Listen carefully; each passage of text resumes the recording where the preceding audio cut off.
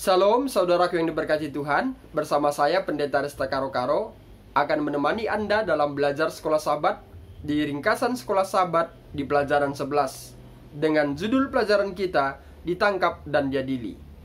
Pelajaran satu pekan ini kita akan bagi menjadi 4 bagian penting agar kita lebih mudah memahami menyerap pelajaran dalam satu pekan ini, dan kita dapat membagikannya di kelompok diskusi sekolah Sabat kita di hari Sabat ini. Pelajaran sekolah Sabat kita satu pekan ini diangkat dari kitab Markus pasal yang ke-14. Dan dari Markus pasal 14 kita akan bagi menjadi 4 bagian penting. Apa sajakah itu? Yang pertama adalah sikap orang berdosa. Yang kedua, sikap orang terdekat dengan Yesus. Yang ketiga, sikap orang yang dipandang saleh. Lalu yang keempat, tindakan Yesus. Saudaraku, dari yang pertama kita temukan sikap orang berdosa. Siapakah yang disebut orang berdosa dalam bagian pertama? Yang kita maksudkan adalah Maria. Maria adalah orang yang sudah melakukan tindakan yang jauh dari apa yang diajarkan oleh Yesus. Kita temukan dalam ayat-ayat sebelumnya, Maria didapati berzina, sehingga orang-orang yang ada pada saat itu ingin melemparinya. Tetapi Yesus mengatakan, siapa tidak berdosa, biarlah dia terlebih dahulu melemparinya, sehingga orang-orang banyak itu meninggalkan Maria. Namun yang menarik dari kisah ini, kita temukan Maria membawa minyak narawastu yang sangat mahal. Diperhitungkan harganya mungkin kurang lebih 300 dinar lebih. Dan itu setara dengan 1 tahun gaji orang pekerja. Sangat luar biasa. Dan itu dituangkan dalam hitungan detik ke kaki Yesus, sehingga orang-orang yang ada pada saat itu menganggap ini pemborosan. Ada baiknya ini dijual, lalu dibagi kepada orang-orang miskin. Tetapi Yesus mengatakan, Maria melakukan hal yang baik.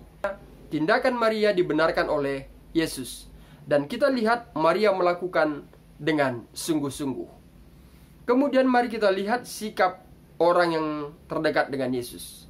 Sikap orang terdekat dengan Yesus menunjukkan keserakahan. Seperti Judas, dia mengatakan lebih bagus dijual minyak narawastu dengan harga lebih dari 300 dinar dan dibagi kepada orang miskin. Kemudian dari Markus pasal 14 kita juga menemukan Judas Iskariot mengkhianati Yesus. Dia pergi kepada imam dan menjual Yesus dengan 30 keping perak. Artinya Judas Iskariot selalu memikirkan materi uang di dalam pelayanannya. Saudaraku, sikap orang terdekat dengan Yesus, yaitu Judas Iskariot, mengkhianatinya. Kemudian apalagi yang kita temukan dalam Markus 14? Murid-murid juga menyangkal, seperti Petrus. Petrus mengatakan, iman saya tidak tergoncang.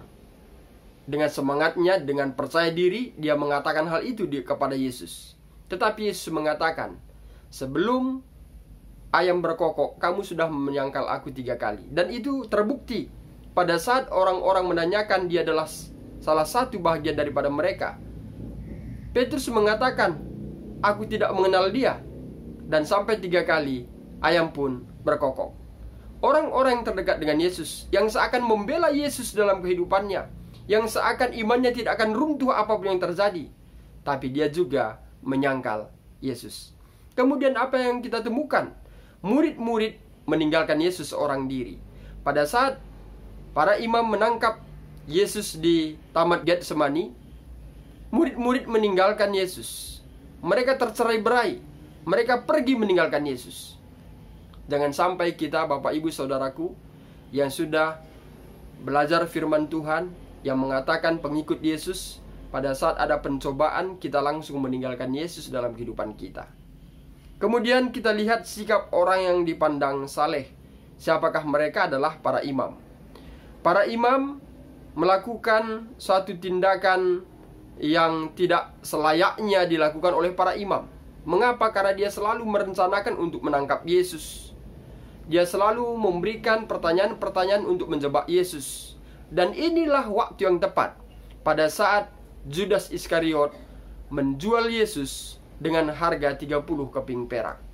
Kemudian para imam langsung menyambut sikap Judas Iskariot. Dia menangkap Yesus, dibawa ke pengadilan agama, dan sampai disalibkan. Seharusnya orang yang dipandang saleh tidak melakukan hal-hal keji seperti ini. Saudaraku yang diberkati Tuhan, sekarang kita lihat apa tindakan Yesus. Tindakan Yesus dalam Markus pasal 14 sangat luar biasa.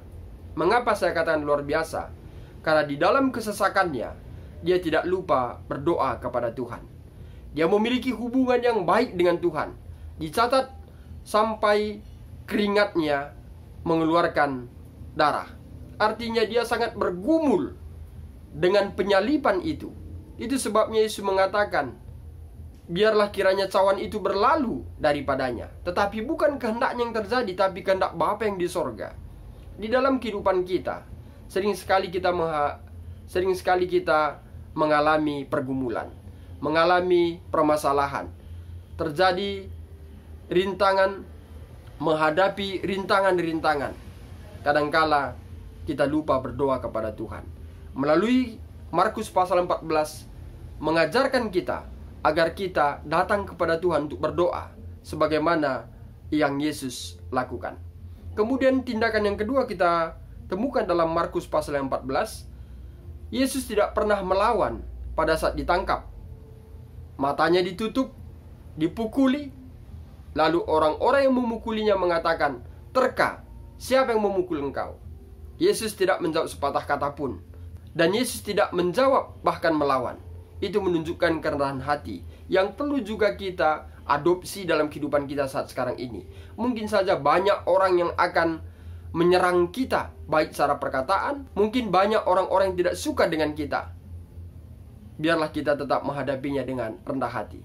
Kemudian yang ketiga yang kita temukan tindakan Yesus, dia mengingatkan tentang kematiannya di kayu salib. Pada saat Paskah, dia mengatakan, "Saya tidak akan meminum anggur ini lagi. Untuk itu, perbuatlah ini menjadi satu peringatan tentang kematian aku." Saudara yang diberkati Tuhan, semoga melalui ringkasan sekolah sahabat ini akan memudahkan kita untuk memahami pelajaran sekolah sahabat kita di pelajaran yang ke-11. Saya Pendeta Rista Karo-Karo pamit undur diri. Akhir kata saya sampaikan, Tuhan Yesus memberkati.